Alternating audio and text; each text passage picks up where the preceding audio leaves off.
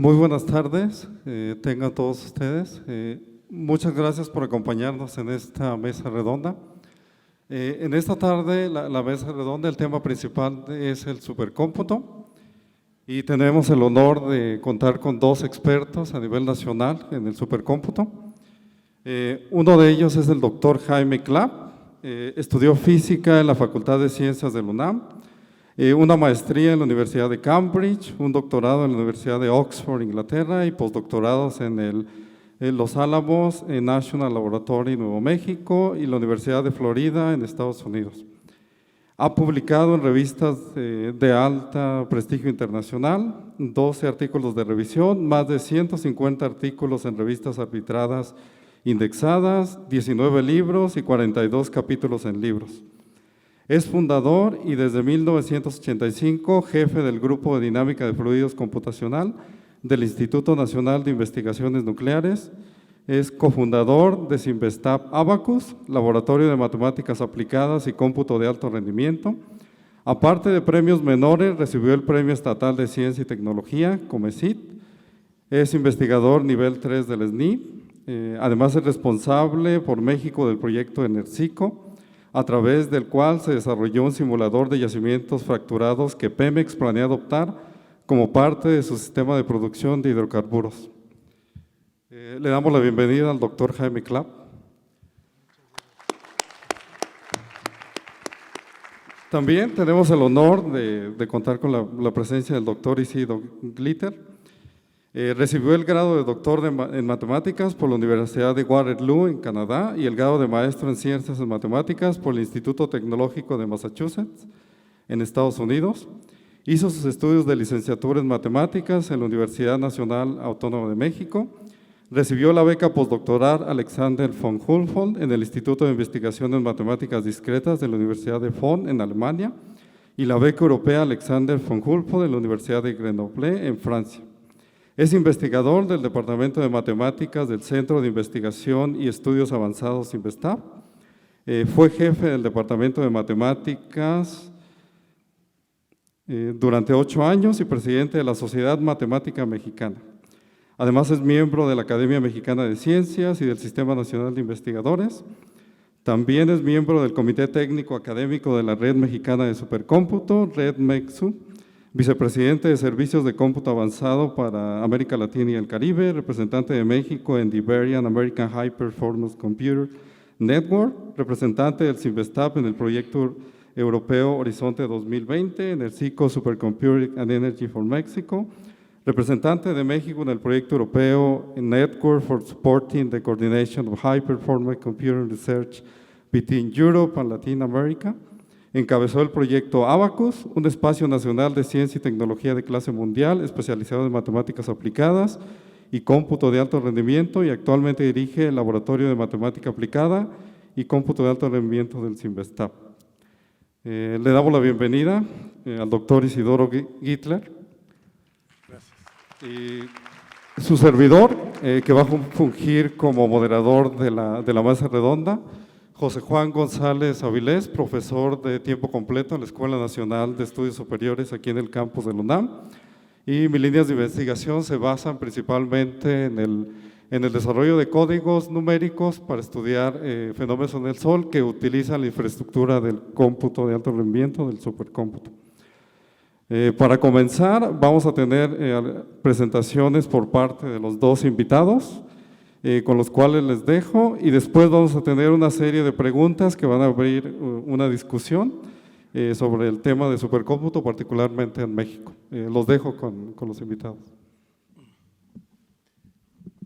Bueno, entonces, hasta donde entiendo la dinámica, yo voy a hacer una breve presentación, un poco de cuál es el estado del cómputo actual a nivel mundial, y luego el doctor Clapp va a hablar sobre la situación de supercómputo en México, y de ahí se abrirá la discusión para que pues, de alguna manera lleguemos a algún tipo de conclusiones.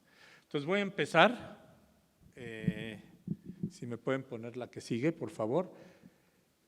No se trata de que lo lean, básicamente lo que estoy diciendo ahí es que estamos enfrentando ahorita un momento histórico en el cual está el cómputo de alto rendimiento, la analítica de datos y la inteligencia artificial.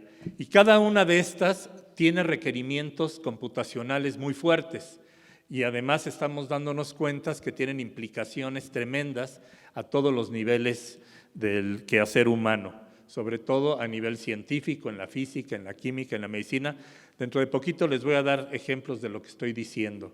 Entonces, lo que está sucediendo actualmente es que llegamos a la época exaflop. No sé si ustedes han estado al tanto, pero ya actualmente la supercomputadora más potente que existe a nivel mundial hace 10 a la 18 operaciones por segundo. Para ustedes que son físicos, pues no tengo mucho que decirles sobre esas magnitudes, pero es una cantidad que nos va a permitir revolucionar muchísimos campos de la ciencia y del conocimiento, porque era algo inaudito que se veía y se vislumbraba hace muchos años, pero no se pensó que se podría alcanzar a tan corto plazo. Entonces estamos hablando de que el mundo actual es 10 a la 18, pero eso tiene muchas implicaciones. Tiene implicaciones en que hay que generar nuevos paradigmas de programación, hay que aprender a hacer algoritmos de una manera muy distinta, hay que aprender a configurar el hardware de otra manera.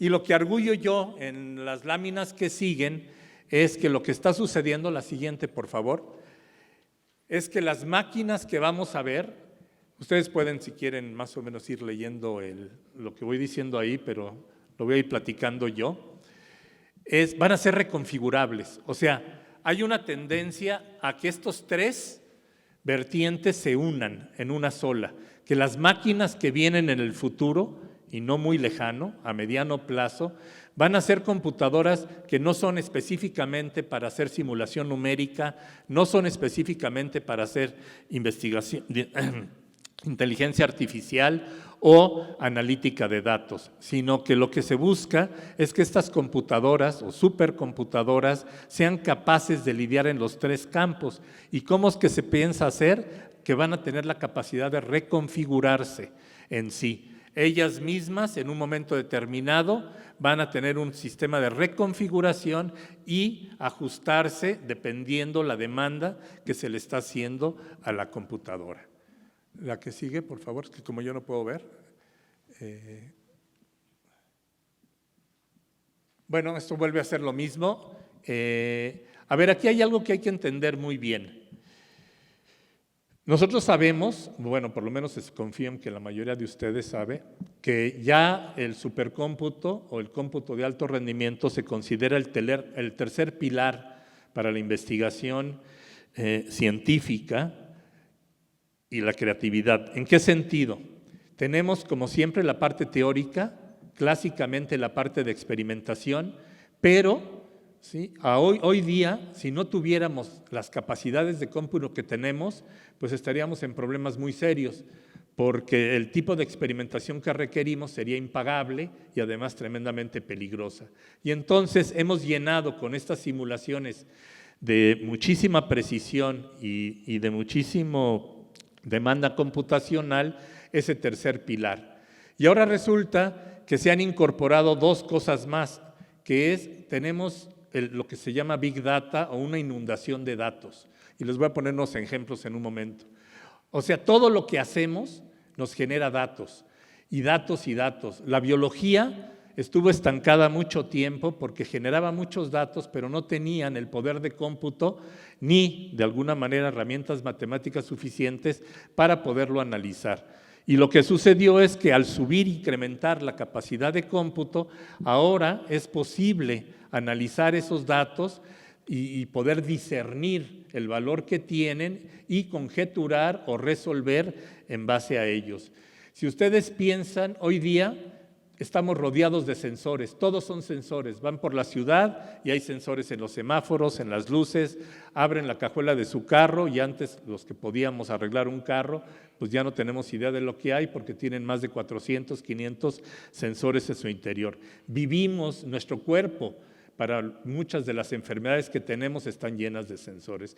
Entonces, ¿qué sucede? Que hay una explotación en los datos. Y luego surge ahora, que aunque era muy vieja la inteligencia artificial, gracias a este incremento en la capacidad de cómputo, somos capaces de generar realmente aplicaciones muy valiosas con inteligencia artificial, machine learning y deep learning. Eso ha revolucionado en muchos sentidos nuestro día a día y la tecnología de la que estamos rodeados. La que sigue, por favor.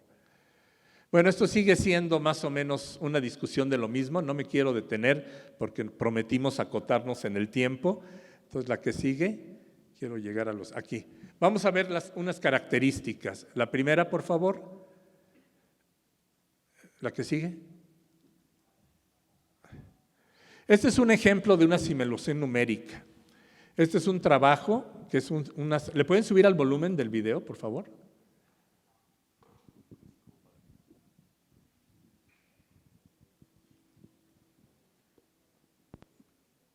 Este es un típico ejemplo de lo que se llama una simulación numérica.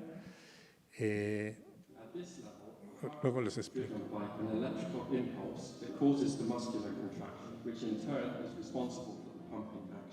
For this reason, we say that the heart is a coupled physical system. In our simulator, we can apply electric impulses directly to any zones of the heart, just like a pacemaker would do. These initial impulses unleash a generalized propagation of electricity through the whole cardiac structure in a coordinated way. Thanks to the optimized organization of muscular fibers, this electrical flash makes the ventricles contract during what is known as the systole. To create the best possible cardiac simulator, in terms of realism and detail, we rely on tools and data that have not been available until recently. The geometry and shape of the heart are measured using magnetic resonance imaging with a resolution of up to 36 micrometers, which allows us to construct a mesh with hundreds of thousands of computational elements. Electricity travels much faster along cardiac muscular fibers than across them, so a correct anatomical description of their arrangement is probably the most important element in obtaining a realistic electromechanical model of the heart. Cardiac fibers are specially organized to allow the contraction of the heart cavities in a coordinated, stable and efficient way. Until very recently, the only way to describe cardiac fiber arrangements was with simplified models based on histological sections of animal hearts. Today, we can achieve a much better description of the fibers using a technique called diffusion tensor imaging, using magnetic resonance to map the diffusion of water molecules along biological tissues. In our cardiac simulator, we can use diffusion tensor imaging information, as well as mathematical models, allowing us to validate theory with experiments and improve our numerical methods. ALIA, the software developed at the Barcelona Supercomputing Center, has been designed from scratch for an efficient use of large parallel clusters. Producing an accurate simulation of a heart requires considerable computing power. That's why we perform our simulations on BSC's supercomputer, Mare Nostrum, where calculations can be distributed among 10,000 processors working in a tightly coordinated way. These simulations will help medical doctors to better understand how our body works, to diagnose pathologies, to plan operations and treatments, and to test and design new drugs. Perfecto. Bueno, entonces aquí lo que yo quería resaltar es uno, que lo dice muy claro el video. Esto se logró gracias a que ahora podemos tener el procesamiento en paralelo, pero lo podemos hacer masivamente.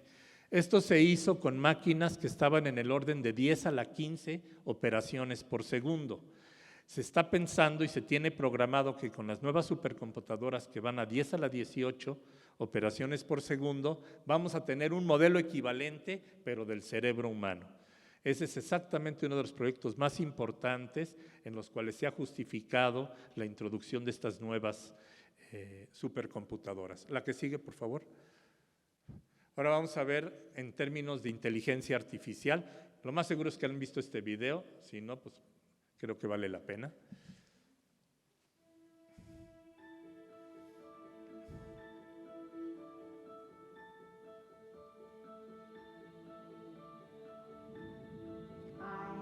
I am a visionary, exploring a universe of data to to sharpen our view of the most distant galaxies. And studying black holes to help prove Einstein's theory of gravitational waves. I am a healer, giving doctors the power to turn mountains of data into life-saving breakthroughs. Identifying diseases like leukemia from a simple drop of blood, even in our own homes, and finding new ways to bring cures to market faster. I am a protector, keeping our oceans safe from invasive species, and helping our crops flourish while minimizing pesticides. I am a helper, assisting customers in stores and the disabled in their homes.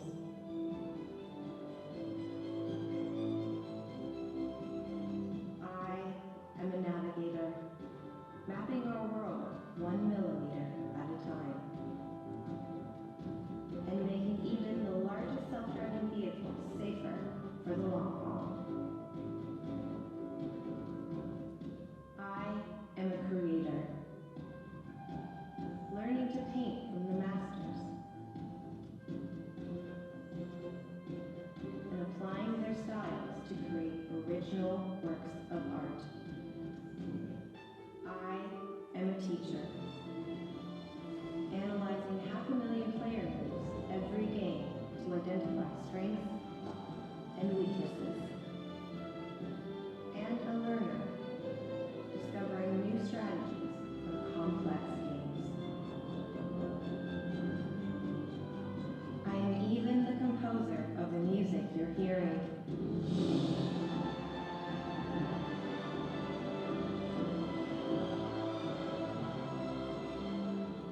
I am AI, brought to life by NVIDIA, deep learning, and brilliant minds everywhere. Aquí tenemos otro ejemplo, que es lo que trataba yo de mostrarles, que la inteligencia artificial está ahorita en un resurgimiento masivo porque precisamente se incrementó la capacidad de cómputo.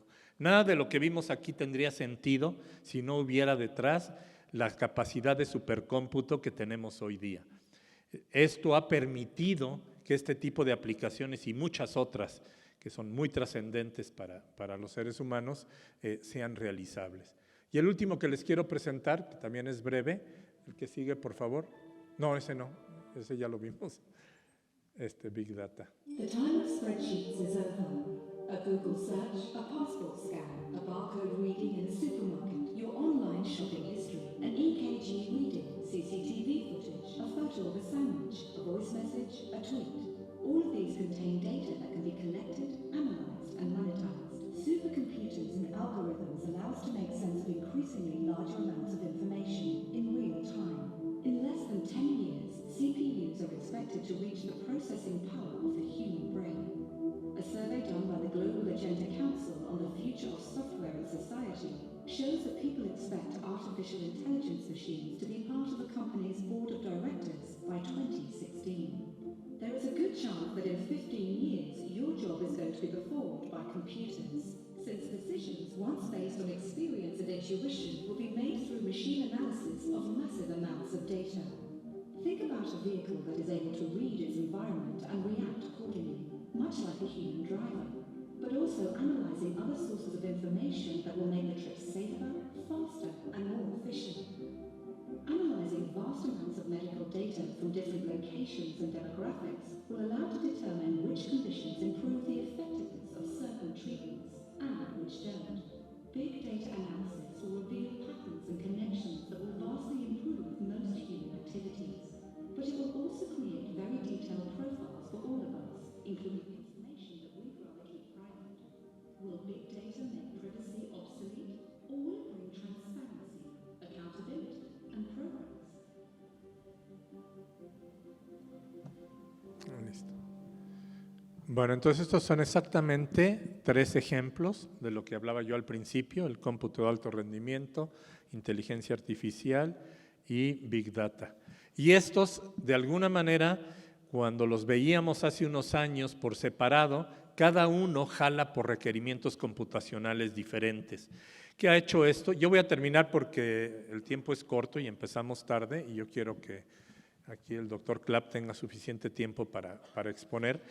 Tenía mucho más que presentarles, pero lo que sí es importante y que quede claro es que es gracias a este crecimiento computacional y que estamos en este momento en el que ya no dejamos que cada uno jale por su lado.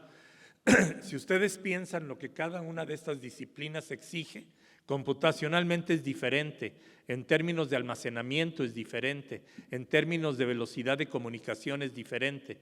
Sin embargo, el reto de estas nuevas computadoras que se están produciendo hoy día es poder integrarlo en una sola infraestructura, en un solo hardware que sea capaz de, por medio de software, reconfigurarse para poder adaptarse a cada uno de este tipo de aplicaciones. Entonces, eso es lo que se vislumbra en el futuro y eso es donde lo voy a dejar yo en la mesa por ahorita. Gracias. A ver, voy a pasar para allá.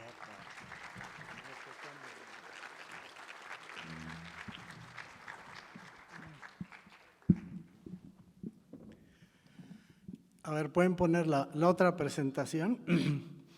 Bueno, miren, Isidoro les platicó un poco qué es el supercómputo de exaescala, algunas de las cosas que se podrían hacer con ese supercómputo, y en lo que yo me voy a centrar es cuál es la situación en México y qué ha ocurrido en México en los últimos 5 o 7 años. O sea, el supercómputo en México, el hecho de contar con este tipo de computadoras, o sea, puede ser la diferencia en hacer cosas realmente importantes a futuro. A ver, la siguiente. Bueno, entonces miren, Isidoro ya les platicó un poco qué es una computadora de exaescala.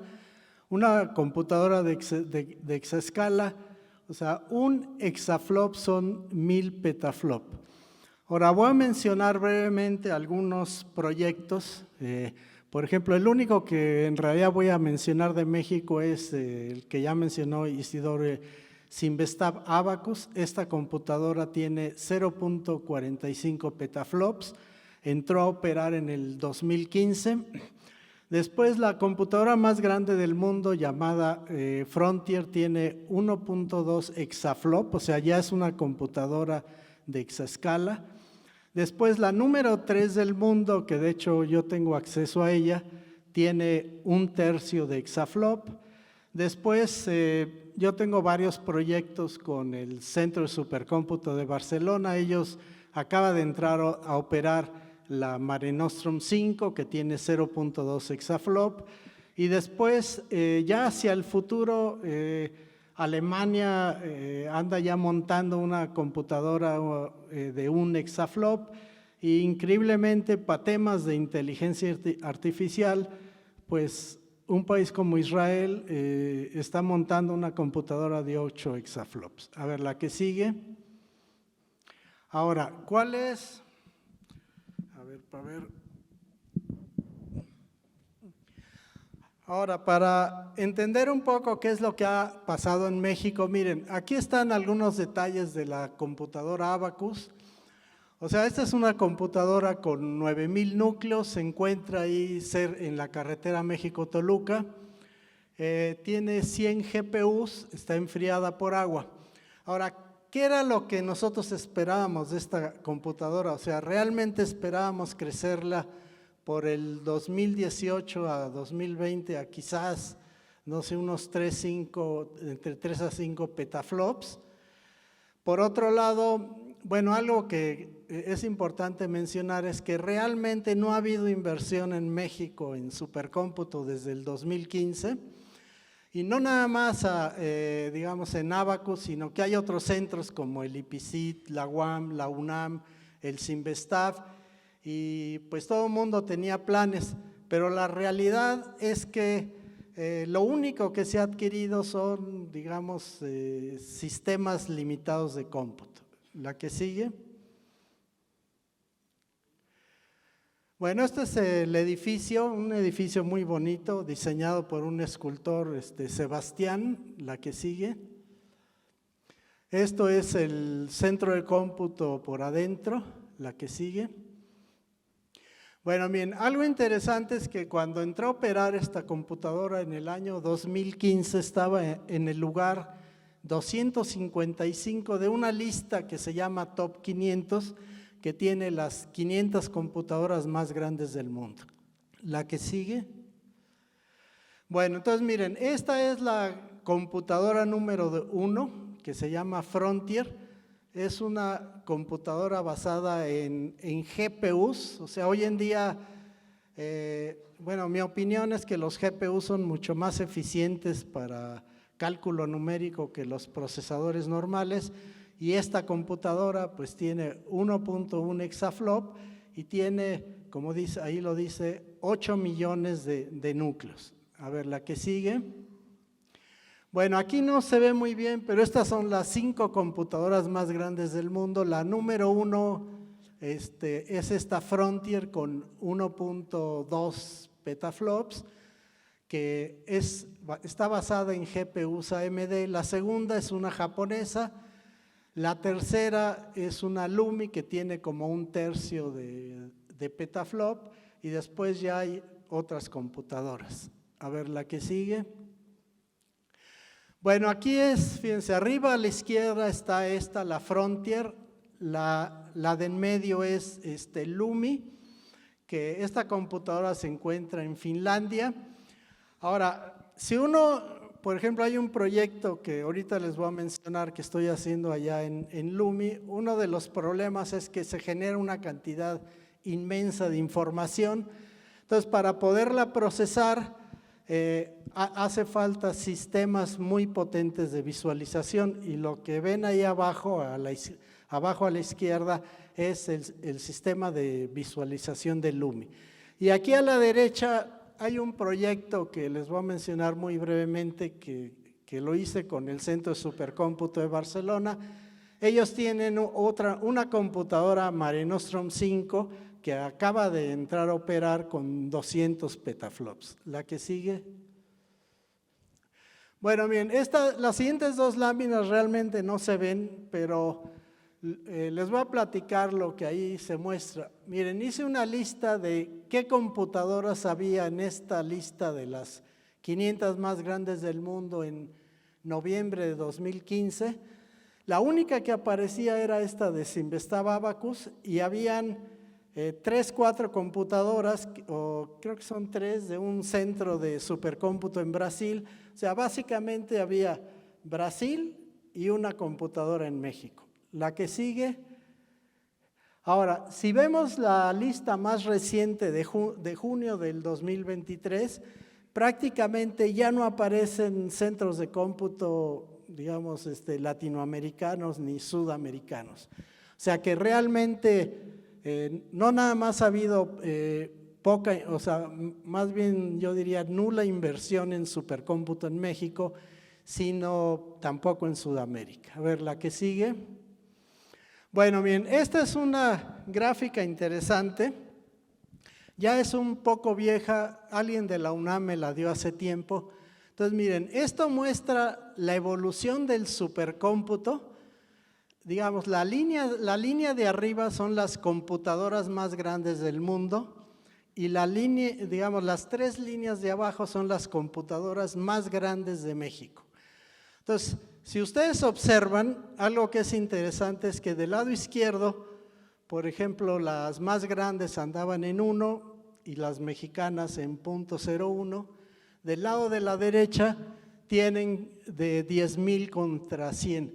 O sea, algo que es claro de esta gráfica es que que en el pasado, el botón, ¿no? O sea, en el pasado las computadoras más grandes de México andaban un factor de 100 por debajo de las más grandes del mundo. Ahora, ¿qué es lo que ahora ha pasado? Entonces, por ejemplo, un exaflop son 1000 petaflops, ¿no? Entonces, siguiendo esta tendencia, por ejemplo, Abacus tiene 0.45 petaflops. Ahora, ¿qué es lo que ha sucedido? Hoy en día, por ejemplo, tenemos la computadora Frontier con 1100 petaflops. Entonces, si dividimos esto entre la capacidad actual, nos damos cuenta de que, o sea, que en realidad en México lo que debería de tener son computadoras del orden de 10 petaflops. A ver, la que sigue. Esta es otra gráfica del 2015 en donde, por ejemplo, esta es una computadora china, no se ve muy bien, pero el número que aparece aquí es 93. Entonces, por ejemplo, en el 2015, ¿cuál era la capacidad de México? Era Abacus dividido entre este 93, nos da más o menos un factor de 1 entre 216. Ahora, ¿qué sucede en el 2023? La capacidad de México ahora es 0.43 entre 1100, es 1 entre 2558. Eso quiere decir que el poder de cómputo en México se ha deteriorado cuando menos por un factor de 11, 12. Y el otro problema es que por ejemplo, Abacus es una computadora que entró a operar en el 2015 y entonces muchas de estas computadoras están llegando al final de su vida útil y no se ve claro que, bueno, hay algunos planes que una de las personas que iba a venir les iba a platicar sobre posibilidades de cambiar esto. Entonces, ¿cuál es el efecto neto de esto? Que si quieren hacer cómputo de alto nivel, pues estamos dependiendo del extranjero. La que sigue. Miren, por ejemplo, estos son algunos programas nacionales estratégicos en agentes tóxicos, agua, cultura, educación, en energía, salud, seguridad humana, sistemas socioecológicos. Bueno, todo esto requiere supercómputo, pero si no tenemos computadoras, pues muchos de estos programas pues van a ser muy limitados. La que sigue. Bueno, hay un proyecto enérgico que una de las cosas que se hizo es que se desarrollaron, o sea, mis códigos se adaptaron para computadoras de exaescala, tuvimos muchísimo éxito, logramos paralelización a muchísimos GPUs y después mandamos un proyecto en Finlandia, en Lumi, que es la computadora número 3 del mundo. Nos aprobaron la propuesta y este es el tipo de cosas que se pueden hacer. Por ejemplo, en este momento estamos haciendo simulaciones y en cada GPU estamos metiendo 74 millones de partículas y se nos aprobó un año de tiempo de cómputo en 500 GPUs. Entonces, los modelos que estamos corriendo allá son de 37 mil millones de partículas. Esto es una malla de 3.000 por 3.000 por 3.000. Por ejemplo, en México yo lo más que puedo simular son 100 millones de partículas contra 37 mil millones. Y esta simulación que ya estamos haciendo en este momento va a ser el cálculo de mayor resolución que jamás se haya hecho en el mundo, ¿no? O sea, no nada más en México. La próxima. Bueno, esto es nada más para mostrar un poco la simulación que estamos haciendo, pues es aquí una zona aquí en el norte de España. Porque digo, es un proyecto con el Centro de Supercómputo de Barcelona y la Universidad de Vigo en España. La que sigue. Bueno, no voy a entrar en detalles, nada más ya para terminar. Hay un proyecto enérgico que es un proyecto entre CONACYT y la Comunidad Europea, entre 7 instituciones mexicanas y 7 europeas, que se llama Enérgico, Supercomputing and Energy for Mexico. Y una de las cosas que se hizo es desarrollar un código de simulación de yacimientos para pues diversos problemas relacionados con Pemex, de modelamiento geológico, procesos sísmicos, etc. Y una de las ideas que hemos tenido es eventualmente poder montar un centro de 10, 20 petaflops. A ver la que sigue. Bueno, entonces fíjense, este proyecto, ¿qué logros tuvo? Lo primero es que logramos crear un código usando una tecnología que, bueno, se llama SPH de simulación de yacimientos. Primero, Pemex usa una colección de, digamos, de software de países del primer mundo, y esto va a ayudar, de hecho, a no depender del extranjero. Luego, a Pemex le hemos ayudado a resolver problemas de yacimientos. Por ejemplo, no voy a entrar en detalle, tendría que darles una plática de 1 hora nada más sobre esto, pero por ejemplo, ellos iban a un pozo que está a punto de ya no producir, ellos iban a tomar ciertos procedimientos, y nosotros les demostramos que eso era un error, el hacer eso. Al final nos hicieron caso y pararon lo que le iban a hacer a esos yacimientos. Al hacer eso, ellos dejaron de invertir $700 millones en eso. Después, hay otro yacimiento que también tiene el problema que la presión del yacimiento va cayendo a algo que se llama la presión de burbuja, y si la presión llega a la presión de burbuja, pues básicamente se deja de producir petróleo. Ahora, varios de nuestros resultados, Pemex lo utilizó, hizo una propuesta formal para reactivar un yacimiento. Y yo sé que les aprobaron a Pemex varios miles de millones de dólares para ese proceso de reactivación. O sea, lo que les estoy diciendo es que uno de los resultados del trabajo que hemos desarrollado ha repercutido en ahorros de cientos de millones de dólares y en proyectos de miles de millones de dólares. Pero desgraciadamente, uno va con ellos y les dicen, mira, yo te ahorré cientos de millones de dólares, pues dame 10, 20 millones de dólares para montar un buen equipo de cómputo, y desgraciadamente no es claro que un beneficio de este estilo pueda repercutir en que haya mayor inversión en tiempo de cómputo. A ver la que sigue. Bueno, entonces ya un poco para terminar, yo reconozco que mi grupo de trabajo tiene una situación especial sobre poder de cómputo, pero nada más para mostrarles por ejemplo, pues nosotros usamos 2000 núcleos y hemos usado pues hasta un máximo de 40 GPUs aquí en Abacus. Hemos usado en el Centro de Supercómputo de Barcelona hasta 3000 núcleos y 10 GPUs. Aquí en LUMI pues nos asignaron 500 GPUs. Hemos adquirido algunos, pero lo que si ustedes ven estos números, la realidad es que a medida que pasa el tiempo, cada vez dependemos más del extranjero.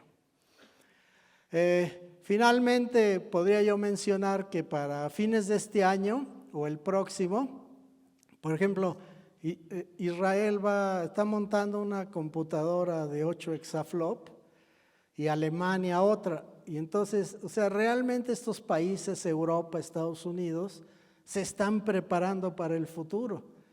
Y entonces la pregunta importante es, ¿qué está haciendo México para prepararnos para el futuro? La que sigue. Bueno, entonces finalmente, la conclusión de lo que les presenté es que el poder de supercómputo en México ha caído de forma dramática desde el 2016. La inversión ha sido mínima y cada vez dependemos más del extranjero. Y si a futuro si no se hace una inversión significativa, pues vamos a quedar fuera de todo lo que está ocurriendo a nivel mundial en montones de temas, ¿no?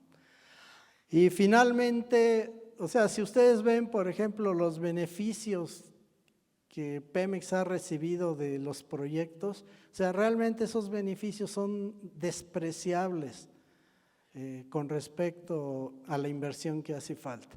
Pero pues desgraciadamente pues no es fácil convencer a la gente que puede dar el dinero de invertir en supercómputo. Bueno, eso es todo.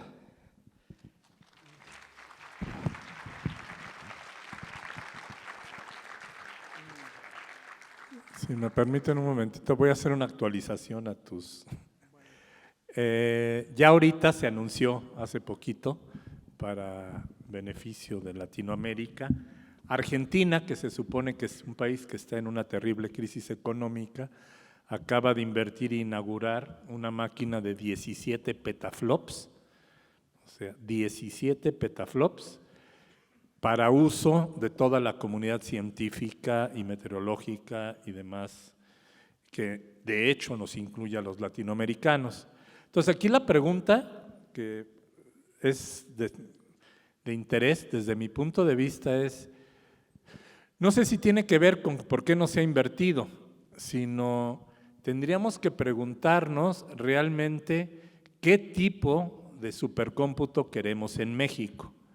Y algo que creo que faltó decir es, nosotros hablamos de Abacus y de otros lugares, pero todos estos países tienen centros de cómputo centralizados. El de España es el Centro Nacional de Supercómputo. El de Argentina, ahora con 17 petaflops, es el Centro Nacional de Supercómputo. Y una tendencia que hemos tenido en México, que yo creo que habría que poner en la mesa y discutir seriamente, es si realmente queremos tener muchas máquinas de cierto nivel, digamos 4 petaflops o 3 petaflops, en la UNAM, en el POLI, en el CINVESTAB, en el ININ, en Guadalajara, etcétera. O sea, como que deberíamos de entender, por los ejemplos que yo les di, lo que va a impactar, qué tiene que pasar. Y hay un problema muy serio, y me da gusto que está lleno de jóvenes, es ¿cuántos de ustedes están tomando o saben paralelizar? O sea, si yo les diera hoy acceso a la máquina de Abacus, ¿cuántos de ustedes podrían realmente pues sacarle fruto con lo que están haciendo? Y no es culpa de ustedes, sino que nosotros mismos no hemos cuidado y fomentado una educación en términos del supercómputo. O sea, se ve bonito las máquinas, se ve bonito los ejemplos, las aplicaciones que tenemos tremendas que se han hecho por parte de grupos como el del Dr. Clapp. Sin embargo, la pregunta es, ¿y todo lo demás? ¿Qué está sucediendo? Y sí tenemos gente, como todo en México, tenemos grandes matemáticos, grandes físicos, grandes bioquímicos, pero el problema es, ¿qué vamos a hacer para que todas estas comunidades realmente aprovechen estos recursos de supercómputo? Porque hay un punto muy delicado que no se mencionó. Todos estos proyectos, los datos son de seguridad nacional.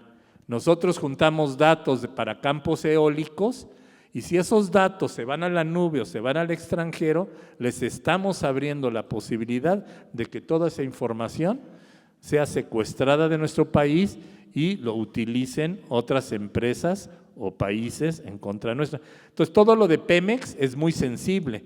Uno de estos yacimientos de los que hablaba el doctor Clapp, ¿sí? Si eso se va por la nube y lo perdemos, pues estamos simplemente dándonos una puñalada solitos. Y lo mismo pasa con todo lo que es los estudios de oceanografía, los estudios de viento, los estudios climáticos, todo lo que tiene que ver con la agricultura y la minería.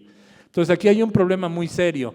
No es que es un capricho que haya investigadores que sienten que es necesario que tengamos más poder de cómputo. Es una cuestión de estrategia nacional, de seguridad nacional, de nuestro futuro, poder procesar todo esto en el país. Nosotros no nos podemos estar dando el lujo de mandar todos estos datos a máquinas que están en la nube y usarlas de Amazon y usarlas de Barcelona no. Y aquí es algo que como comunidad debemos de entender y exigir que esto no puede seguir sucediendo en el país. Acuérdense que esto es una mesa y no tienen que estar de acuerdo conmigo, ¿eh? Así que en cualquier momento pueden rebatir conmigo, pero sí quiero hacerles ver que hay una problemática muy profunda detrás de esto y es fundamental que haya un cambio. ¿Cómo se va a hacer? Si con una, con muchas, si haciendo o no. Argentina llevaba 60 años de no invertir en una supercomputadora y de repente hace 3 meses inauguró la más grande de Latinoamérica. Entonces, hay algo estructuralmente raro en nuestra forma de hacer política científica y vale la pena reflexionar sobre ello. Después de las pláticas tan ilustrativas y de todo el contexto que nos dieron tan claro que es acerca del supercómputo, del estado actual, del futuro y de todas las aplicaciones, al menos en general, que se tiene, creo que algunas de las preguntas que estaban aquí pensadas para discusión ya se han respondido de alguna forma. Y para no entrar en más detalle, que esta discusión podría extenderse mucho tiempo, hay algunas preguntas que potencialmente serían de interés, al menos para la comunidad de estudiantes. Y una de ellas creo que es una pregunta natural. Muchos de los que utilizamos cómputo, los que necesitamos a veces un poder de cómputo mayor, a veces no sabemos si tenemos acceso o qué tenemos que hacer para contar con acceso, por ejemplo, a la supercomputadora Abacus. ¿Podrían un poquito platicar sobre eso?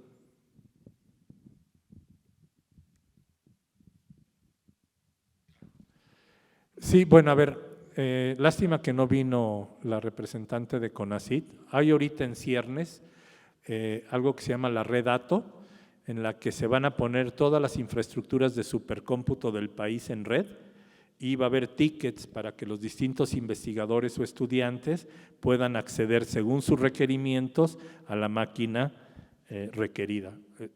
Faltan meses para que esto suceda, mientras hay convocatorias.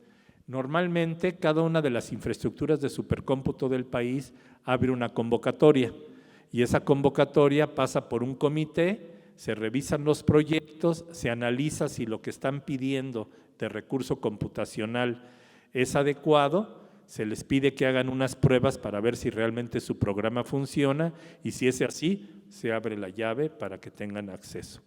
¿Para qué sucede? Que hay muy pocos recursos de cómputo y demasiada gente con necesidades. Entonces se han hecho largas colas y demás. Abacus tiene una política un poco diferente a lo que ha sido, por ejemplo, la UNAM o la UAM. Ellos tienen la presión de tener que, con esa misma máquina, resolver problemas institucionales, desde lo de los cursos, acceso a miles de cosas. Abacus se creó con la idea de que un investigador o un proyecto que pasara por todas las calificaciones tuviera acceso en un momento determinado hasta de 9,000 cores si fuera necesario, cosa que ni las computadoras de otros lugares del mundo dan acceso. Gracias a eso se logró romper un récord en criptografía por parte del departamento a nivel mundial, del departamento de cómputo del CIMBESTAB. Entonces, en particular, Abacus está interesado en personas que realmente requieren, porque creo que por ahí había una pregunta de ¿qué es supercómputo? Bueno, hay una diferencia entre cómputo de alto rendimiento, cómputo de altas prestaciones y supercómputo. Si te vas a lo más tradicional, supercómputo es lo que aparece en la lista del top 500. Para ellos ese es el mundo de lo que todavía se puede llamar una supercomputadora. Ahora, si lo pensamos de otra manera, todos hemos tenido la experiencia de que la laptop que compramos hace 6 años sigue funcionando. Y aunque tal vez nos desespera a veces, funciona. Y si somos realmente buenos, podemos hacer que nuestra infraestructura dé todavía para un poco más. Entonces, supercómputo en México yo lo llamaría cómputo avanzado.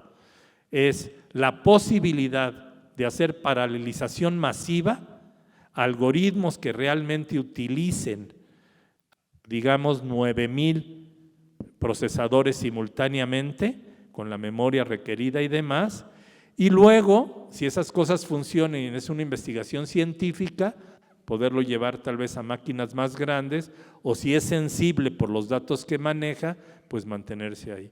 Ahora, lo que decía el doctor Clapp es cierto. La gente que hace cierto tipo de investigación, que no tiene datos sensibles, pero son muy importantes, está recurriendo a máquinas fuera del país. Y es lamentable que no tengamos suficientes recursos para que esas investigaciones se puedan hacer totalmente en México. Acceso sí hay, basta que se acerquen a nuestras páginas, busquen las convocatorias o nos escriban con una propuesta para que se les someta a un comité. No sé si responde tu pregunta. Sí, ¿quiere participar, doctor Clapp? No, continúa. Hay otra pregunta que considero bastante importante. Nos han comentado varias de las restricciones o todas las limitaciones que tenemos a nivel administrativo y toda la infraestructura que hay en México, particularmente para apoyar a la ciencia y en el caso específico a la parte de la computación o de la infraestructura para tener supercómputo en México. Pero a pesar de ese panorama tan negativo que hay en muchas de las áreas de la ciencia en general en México, ¿ustedes qué le dirían a los estudiantes acerca del futuro? Si hay proyectos de investigación en los que ellos se puedan acercar o se puedan colaborar con alguien para desarrollar, no nada más desde el punto de vista teórico, sino mucho más aplicado, que puedan colaborar con algún sector gubernamental, etcétera. Quisiera que platicaran un poco sobre ese panorama para que los estudiantes se llevaran esa idea. Bueno, lo que yo realmente, o sea, yo creo que hay muchos proyectos por ahí en los que los alumnos pudieran colaborar. Por ejemplo, yo tengo un grupo quizás de 30 gentes con 15 programadores, pero lo que realmente es muy complicado el conseguir, y a mí me cuesta mucho trabajo, es buenos programadores que sepan, por ejemplo, programar en paralelo o para computadoras masivamente paralelas. Y uno de los problemas es que realmente los programas educativos en cómputo realmente están totalmente obsoletos en México, ¿no? Entonces habría que empezar por cambiar eso. Entonces, aunque sea como sea, yo lo que realmente les recomendaría es desarrollar la habilidad de programación en paralelo. Yo creo que eso es lo que realmente hace falta en México, ¿no? Bueno, para ser un poco más positivos, también hay una cosa que se llama la Red Mexicana de Supercómputo y Abacus en particular. Se han ofrecido muchísimos cursos y talleres para programar en paralelo. Entonces es cosa de estar al pendiente de las convocatorias. Hemos traído gente de todo el mundo como instructores y gente del país, y creo que vale la pena. Quien no sepa realmente, o sea, se acabó la época de lo secuencial y todos saben que en algún momento de su trayectoria académica pues van a confrontar algún momento de programar o de computar. Y hay que entenderlo. Si no van a ser grandes programadores, por lo menos sí entender cuál es el paradigma del paralelismo. Entender realmente para que si ustedes están pidiendo ayuda o están colaborando con alguien, entiendan que eso que se está calculando y computando es correcto y tiene sentido. Pero sí, también yo coincido. El mensaje para los jóvenes, y yo lo insisto en todas las charlas, es pónganse lo antes posible a entender el paradigma de la paralelización. Muchas gracias. Entonces, con esto podemos cerrar para dar espacio a algunas preguntas del público y que puedan contestar. Pero antes de eso quisiera hacer un resumen. Es claro lo que nos platicaron los dos expertos, que son los que ya llevan mucho tiempo trabajando en el supercómputo. En México sí se tienen proyectos bastante importantes. Sin embargo, no se tiene la infraestructura todavía completa como otros países y por eso se recurre a colaboraciones más internacionales donde sí las tengan.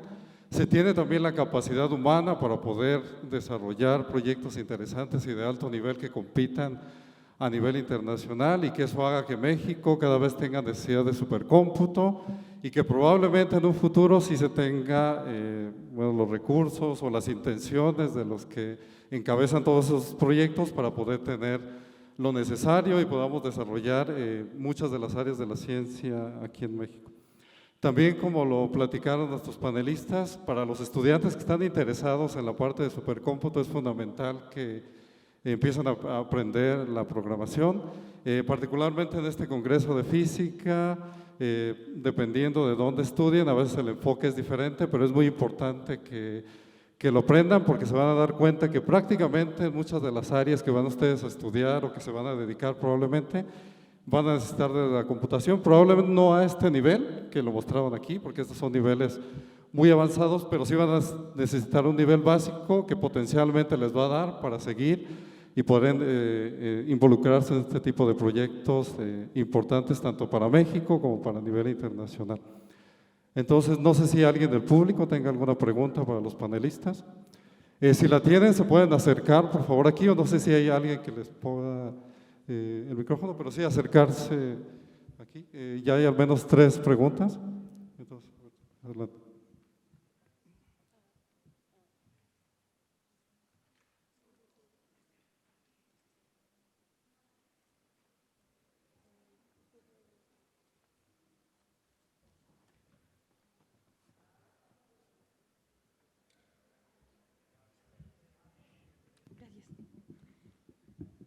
Bueno, primero que nada, muy buenas tardes. Muchísimas gracias por la plática. Creo que es algo muy importante el saber el peso que tiene el supercómputo en el ámbito científico y más para México.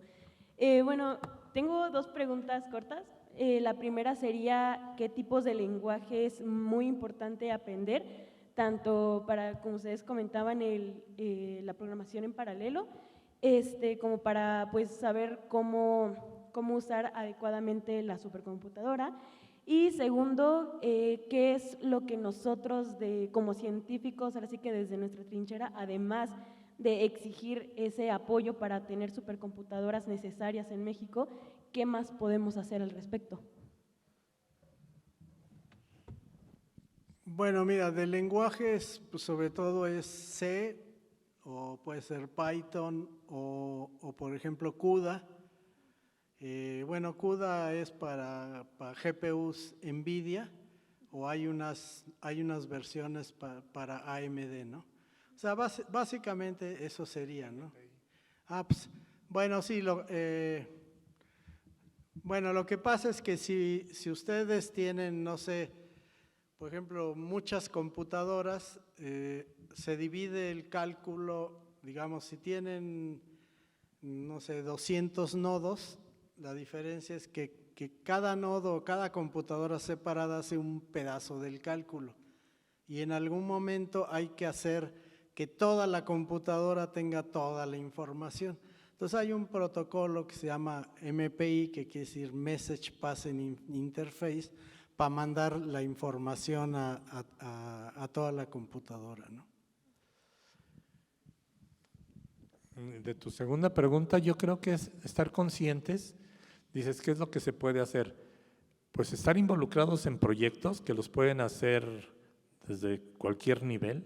De hecho, hace poco estuvimos en un congreso en Ensenada y hubo investigadores que estaban enseñándole a niños a paralelizar, que les enseñaban lo que era una computadora paralela y un algoritmo en paralelo.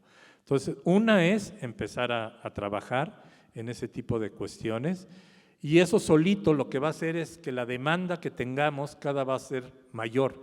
Una cosa que tenemos que hacer es que las autoridades entiendan por qué es importante. O sea, la única manera en que los vamos a sensibilizar es, esto fueron resultados muy grandes, lo que pasó con Pemex, pero no se necesita ir tan lejos. Desde lo que hacemos en nuestra tesis, en trabajos que hacemos en la escuela, se puede hacer lo mismo. De hecho, ustedes pueden, ya ahorita, cualquier desktop que tengan ustedes o laptop, ya la podrían estar programando en paralelo. Ya viene con procesadores en las que ustedes pueden programar en paralelo. De hecho, los celulares ustedes ya podrían estar haciendo programas donde podrían estar usando hasta 8 procesadores o 16 procesadores en paralelo.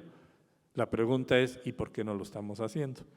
¿No? Entonces yo creo que eso sería lo primero, tomar conciencia de que el mundo que se viene, que se está desarrollando, es un mundo en donde esa interacción, y lo estamos viendo con los videos y otras cosas, con el cómputo, y ya no nada más científico, con el cómputo en general, va a ser cada día más y más. Y yo los envidio, ustedes son la generación que les va a tocar ver un cambio dramático en los próximos 30 años. El mundo que se va a vivir en 30 años no tiene nada que ver con el mundo que estamos viviendo actualmente. Y a mí sí me daría mucha curiosidad, lástima que no voy a llegar. Muchísimas gracias. Hola, buenas tardes. Bueno, muchas gracias por su plática. Y pues no sé si lo mío es pregunta o es reflexión. Yo alguna vez he tomado cursos de cómputo en paralelo, pero he intentado implementar todos los algoritmos que he aprendido en paralelo, pero he notado varias cosas. Una es que en los cursos que recibía muchas veces no se entendía que hay algoritmos que requieren muchas cuentas, aritmética, multiplicaciones, sumas y restas, y hay algoritmos que requieren mucha transferencia de memoria. Y a pesar de que se pueden paralelizar, sin embargo, no se acelera a veces mucho cuando las metes en las tarjetas de video, porque están limitados por el ancho de banda. También otra cosa que he notado es que como que nos falta más integración yo diría con matemáticos y gente que haga ciencia de la computación, porque incluso aunque uno haga sus algoritmos y aprenda a programar, la verdad que muchos algoritmos no son nada triviales, y aunque uno le esté ahí macheteando, pues la verdad sí requiere cierto conocimiento de varias técnicas de programación y de matemáticas para poder paralelizar. He visto pues muchos algoritmos que hacen particiones con fronteras mínimas de no sé qué y no sé cuánto, y pues no sé si ese tipo ¿qué podemos hacer para poder integrarnos con ellos y realizar algoritmos que sean más eficientes? A veces con un buen algoritmo, y a lo mejor no tengamos una computadora tan rápida, podemos hacer muchas cosas si eficientamos pues el algoritmo, y pues no sé qué podríamos hacer. Si te contesto brevemente, creo que la solución, más que individualmente así, es que la ciencia del futuro y el trabajo en el futuro es interdisciplinario. Y entonces lo que necesitamos es que nuestros grupos interdisciplinados cuenten con computólogos de muy alto nivel, así como se dice, hay que contar con un matemático, con un físico, con los problemas que estamos confrontando hoy día, esto que les dije de modelar el cerebro, problemas que tienen que ver con, no sé, dime un problema que se te ocurra y ya no hay una respuesta. Yo no pude pasar mi plática completa, pero ahí decía yo qué es lo que caracteriza los grandes problemas científicos. Y una de las cosas que los caracteriza es que ya ninguna persona del grupo puede tener todo el conocimiento suficiente para entender el problema. Los verdaderos retos para nosotros como humanos son problemas que ya no es cierto que pueda haber un líder del grupo que sabe todo y lo va dirigiendo. Son problemas en los que ya el mismo conocimiento está distribuido. Y eso implica que tenemos que ser tremendamente interdisciplinarios, multiinstitucionales. ¿Y eso qué implica? Pues que ustedes que están jóvenes busquen precisamente a compañeros que están en los otros programas y les digan, oye, tú estás metido en cómputo, yo tengo este tipo de problema, podemos colaborar. Si te fijas, nosotros, por lo menos nuestra experiencia ha sido, ¿quiénes son nuestros mejores aliados o programadores? Estudiantes nuestros. O sea, no gente que viene del cómputo, sino estudiantes que tenían tantos deseos de aprender cómputo que se volvieron expertos.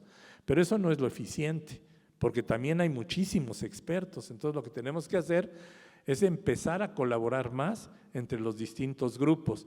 Nosotros tenemos muchísimos talleres para aprender a programar en paralelo, para hacer proyectos de investigación, para discutir sobre el futuro de qué se puede hacer con el supercómputo. Yo los invitaría a que los que tengan inquietudes de ese estilo nos busquen. Hay muchísimos lugares en el país donde se pueden acercar y encontrar eco para involucrarse en un proyecto, en un taller, en un curso. Ahora, estoy de acuerdo contigo, no todos los cursos te van a resolver. Yo soy experto en algorítmica, pero entiendo lo que estás diciendo. Pero ahí es un conflicto de que los algoritmos que tú estés viendo realmente estén adecuados a la tecnología o infraestructura que estás utilizando. Gracias, gracias.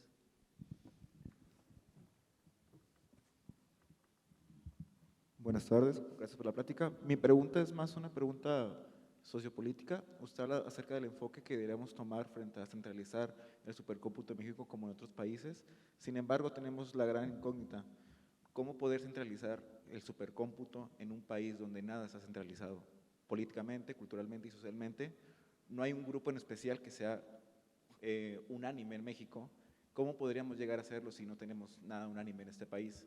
Y la segunda es, bueno, personalmente algunos compañeros y yo tenemos acceso a una supercomputadora en Puebla, sin embargo, la utilizamos a través de algunas simulaciones, pero es como una receta. Nos dicen, ¿quieres mandarlo para que sea paralelo? Mándalo así, mándalo así. Entonces, a pesar de tener el acceso a la supercomputadora, realmente no sabemos cómo se utiliza, cómo funciona, y a pesar de buscar información y convocatorias, pues muchas veces es muy difícil accesar a la información como tal. Serían como que mis dos preguntas. Bueno, mira, si se coloca una computadora centralizada, digamos, pues el acceso es realmente sencillo, o sea, desde cualquier lugar de México puedes entrar a esa computadora, ¿no?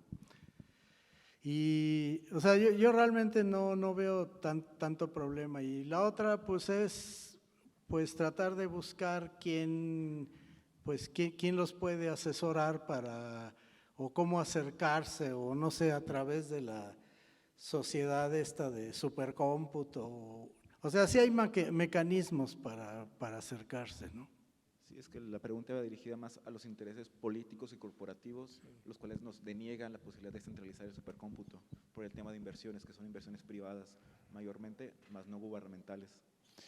Bueno, digamos que no coincido con parte de lo que estás diciendo. Las inversiones hasta ahorita han sido por parte del Estado. Abacus fue un esfuerzo totalmente por dinero del CONACYT, COMECYT, o sea, el CONACYT del Estado de México, y el CINVESTAB.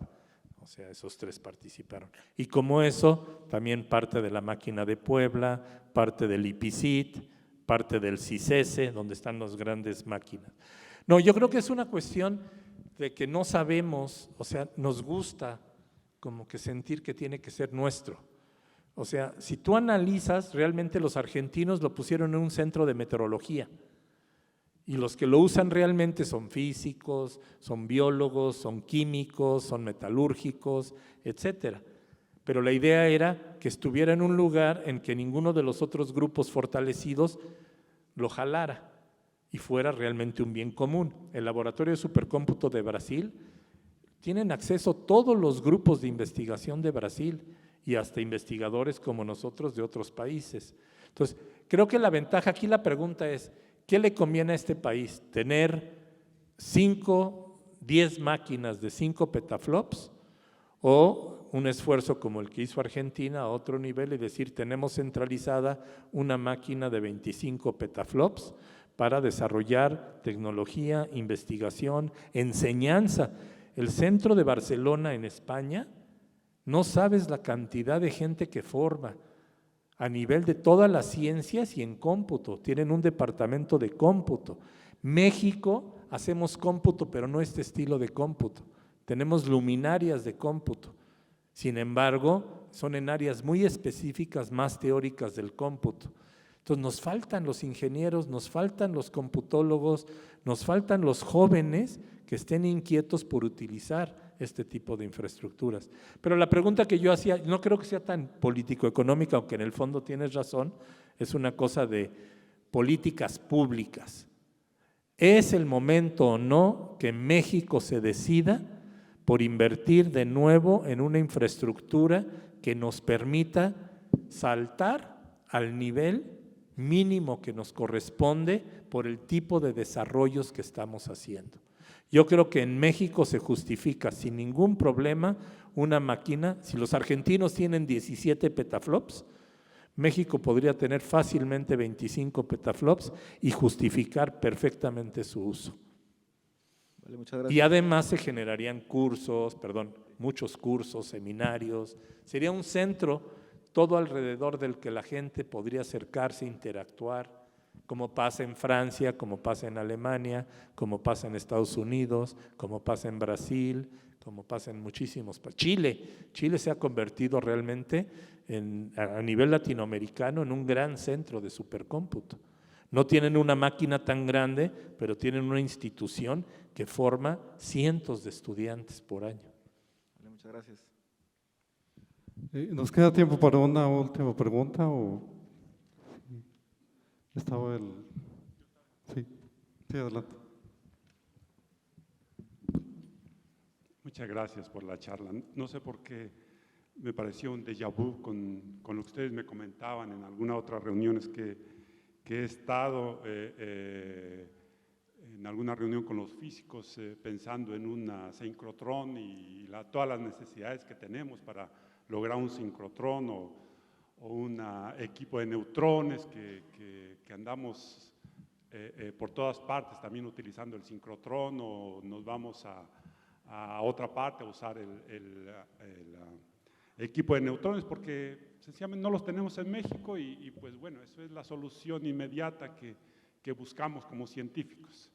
En fin, aparte de eso, mi pregunta es, ¿cuáles son las áreas que mayormente utilizan el supercómputo? Entiendo, me queda bien claro que tenemos toda esa necesidad que ustedes nos acaban de expresar, y yo obviamente coincido completamente con la necesidad de supercómputo. Yo inicié utilizando supercómputo desde que la UNAM fue la primera que trajo la CREI, fue la primera computadora, de hecho me parece, supercomputadora en Latinoamérica. Es una pena que la UNAM esté rezagando a esos niveles, como ustedes comentaron. Pero en fin, una de las áreas que yo recuerdo en esa época que utilizaba y consumía mucho supercómputo era, por ejemplo, la química. Hoy en día ya no sé qué áreas son las que más requieren supercómputo y que obviamente son los que pueden impulsar mayormente el poder llegar a conseguir mayores recursos para supercómputo. Y la otra pregunta es, ¿cómo consideran ustedes que podríamos avanzar o cuáles son el tipo de actividades que podríamos hacer para realmente no rezagarnos en toda la parte de supercómputo? ¿Qué podemos hacer? ¿Cómo podemos apoyar para lograr avanzar en la parte de supercómputo? Sobre la segunda pregunta, creo que es hora de que se los diga, aunque va a sonar muy provocador. Pues lo primero que tenemos que hacer es que la Sociedad Mexicana de Física, la Sociedad Mexicana de Matemáticas, la Sociedad Mexicana de Química en sus congresos nacionales pongan talleres sobre supercómputo en sus áreas, que inviten a personas tanto nacionales como extranjeras, mientras no haya suficientes nacionales para algunos temas, y que sea ya parte sustancial de los congresos que se ofrezcan estos talleres. Nosotros, que lo hemos hecho en varios países porque participamos, por ejemplo, en el Congreso Latinoamericano de Supercómputo, los talleres que se ofrecen han crecido exponencialmente. El número de asistentes es impresionante. Si en este congreso se empezara a abrir la oportunidad de tomar algunos de estos talleres en ciertos temas de la física, van a darse cuenta que a la vuelta de 3 años van a ser de las actividades más populares que tienen. Lo mismo va para todas las sociedades científicas. Y no nomás científicas, porque el supercómputo ahora, yo tuve pláticas en el CIDE, muchas veces porque ellos están haciendo muchísimos análisis que tienen que ver con cuestiones poblacionales y dispersión y cómo se, digámoslo muy vulgarmente, cómo se esparcen los chismes, los rumores y demás, y todo eso requiere precisamente de supercómputo hoy día. Entonces, ese sería el primer paso, que todas las sociedades metiéramos, involucráramos talleres o cursos, la modalidad que ustedes quieran, ¿sí? Pero que trascienda una mesa, que realmente trabaje sobre toda esta generación de gente joven, que es la que realmente se va a involucrar y va a formar parte importante de su carrera, ¿no? Bueno, mira, sobre áreas, pues en realidad yo creo que todas las áreas, no sé, química, y luego, miren, por ejemplo, lo que yo realmente hago es dinámica de fluidos. Y mis códigos, los mismos, o sea, los fluidos, hay muchas cosas en la naturaleza. Entonces, esos códigos que son para fluidos, por ejemplo, nosotros los hemos usado para el petróleo, en astrofísica, para colisiones de galaxias, evolución estelar, cuestiones de cosmología, hemos simulado tsunamis, flujo de sangre en el cerebro y toda una gama muy grande, ¿no? Entonces, en realidad yo siento que es todo. Ahora, algo que comentaste, sí me vino a la mente algo de hace, pues no sé si 20, 25 años, fue la CREI. Yo fui uno de los primeros usuarios de esa CREI cuando, antes de que la UNAM se gastara 15 o 20 millones de dólares, que a lo mejor son 50 millones de los de hoy en día, el supercómputo en México no existía. Lo que hicieron fue invertir, poner una buena infraestructura y solito se generó el supercómputo en México. O sea, yo recuerdo que yo fui de los primeros usuarios, los primeros 3, 6 meses, la CREI estaba totalmente vacía y 6 meses después ya estaba totalmente saturada. Entonces yo creo que si México va y adquiere una computadora de 50 o 100 millones de dólares, yo estoy seguro que solito van a surgir montones de aplicaciones, ¿no? Pero aquí el asunto es que sin supercómputo nos vamos a quedar fuera de todos los grandes avances que están ocurriendo en este mundo, ¿no? Y bueno, y nada más sí quisiera decir que bueno, yo creo que la Sociedad Mexicana de Física pues podría contribuir digamos, en ayudar a que esto se dé, ¿no? Otros ejemplos interesantes, fíjate cómo se ha desarrollado. Yo trabajo mucho en lo que se llama teoría de nudos. Y en la teoría de nudos, o sea, se fijan en los nudos y lo que tratamos es de clasificarlos y ver cuándo un nudo realmente es equivalente a un lazo o realmente está anudado. Y ese es un problema teórico de hace siglos. Pero lo interesante es que la conformación tridimensional de las proteínas cumple con ese tipo de cosas. Entonces, el estudio moderno de cómo se doblan tridimensionalmente las proteínas, etcétera, tiene que ver con todos esos desarrollos. Y eso se ha podido hacer gracias a que podemos meter estos programas en supercomputadoras y discernir entre las posibilidades qué proteína es la que se está conformando e idealmente cuál podría ser la que se acople para alguna parte importante en una célula. Entonces, las aplicaciones son enormes. ¿Quiénes son consumidores terribles? Los astrofísicos, las dinámicas molecular, los químicos, ellos, tú les das lo que les des y se lo van a gastar. Lo que hemos tenido que hacer con el tiempo es pues ponerles frenos porque agotan cualquier supercomputadora mexicana y mundial. Entonces son los patitos feos cuando se anotan en la lista, siempre hay que ponerlos como que en una segunda lista. Ellos son los máximos consumidores en general. Ahora los matemáticos hemos empezado a ser usuarios pesados, porque muchos de los problemas matemáticos del siglo XXI se han computarizado. Con eso terminamos la mesa redonda. Les agradecemos nuevamente a nuestros panelistas.